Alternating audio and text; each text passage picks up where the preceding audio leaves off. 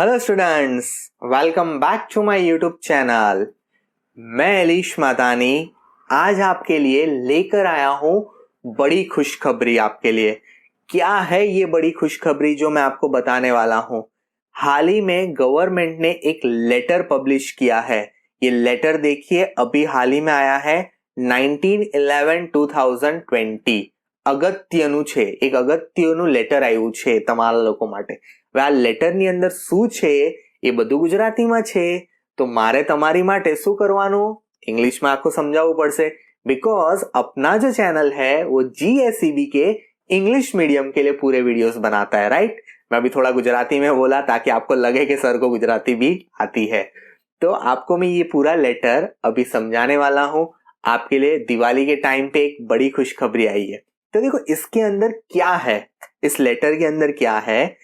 तो यहाँ पर सबसे पहली बात तो ये है कि गवर्नमेंट ने कुछ टाइम पहले 30% का रिडक्शन रखा था स्टैंडर्ड 9 से लेकर स्टैंडर्ड 12 तक।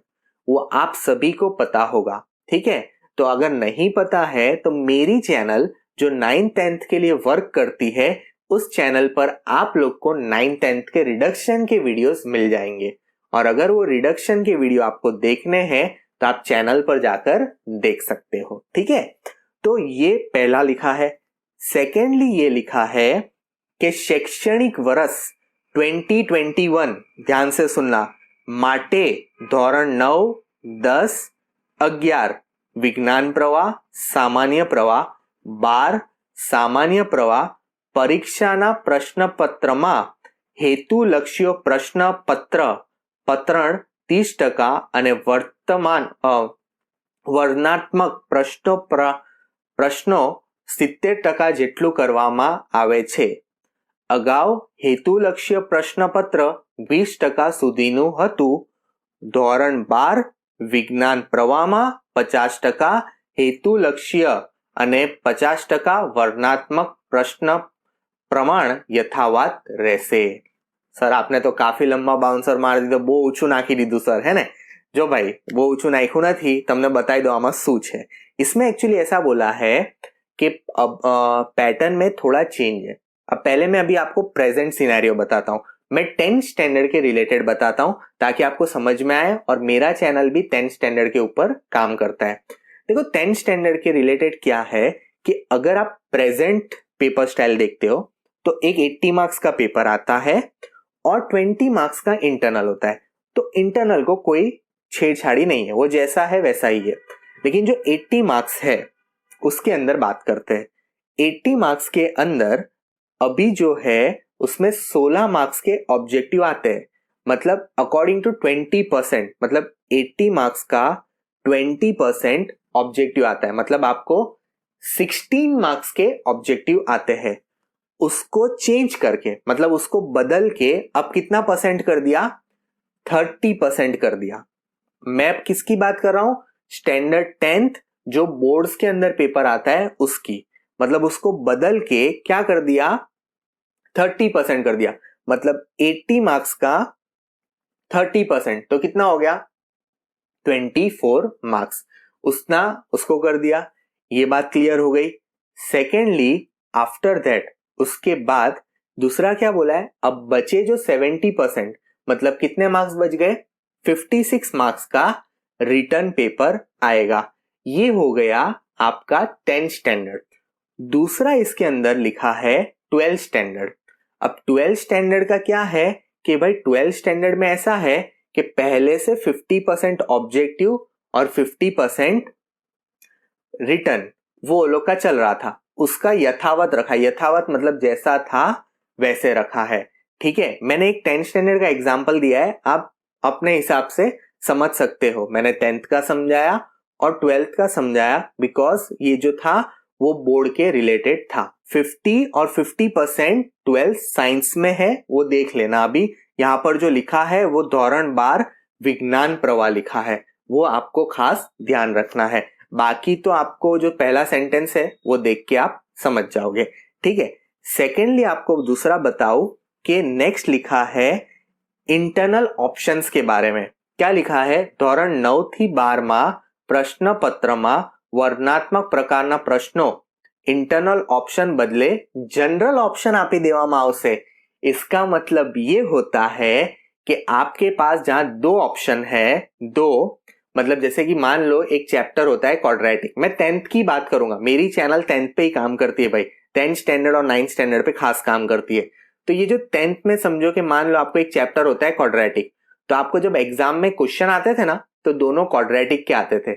इसका मतलब आपको और लगाते थे, मतलब इंटरनली ऑप्शन देते थे। अब क्या होगा, जनरल ऑप्शन दे देंगे। मतलब कैसा होगा, छोटी क्लास में होता है ना अटेम्प्ट एनी 3, अटेम्प्ट एनी 4, ये सारा तो एक इंटरनल मार्खा मतलब इंटरनल ऑप्शंस आपको देने में आएंगे। आपको जो आता है वो लिख लो उसमें से, मतलब मान लो 7-8 क्वेश्चन दिए हैं, उसमें से बोला होगा अटेम्प्ट एनी 7, अटेम्प्ट एनी 5, ये जो छोटी क्लास में आपके साथ होता है ना वैसा करने में आएगा। ये जनरल ऑप्शन आपको दे देंगे। तीसरी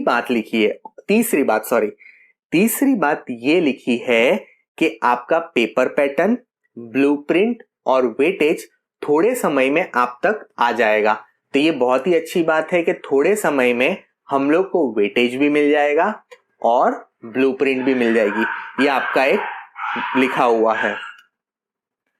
और आखिरी बात ये लिखी है कि ये जो पॉलिसी है, ये जो चीज है, ये सिर्फ और सिर्फ किसके लिए है, ड्यू टू कोविड-19, ये सिर्फ मार्च 2021 के लिए ही एप्लीकेबल है। ठीक है।